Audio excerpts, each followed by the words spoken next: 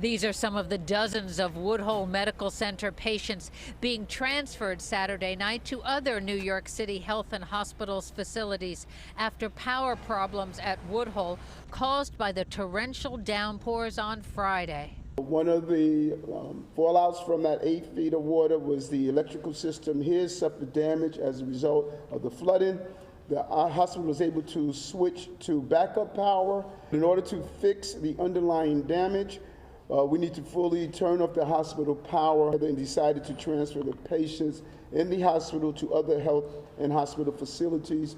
137 patients in all are in the process of being transferred, including 17 critically ill patients who were evacuated Friday night. But then the team had to work overnight, finding beds, doing the patient census, making sure that we were matching people with specific needs to other places in the hospital system. Officials say they don't know when the power problems will be fixed here at Woodhull and when the patients can return. They've been working all night. We'll probably work all night tonight.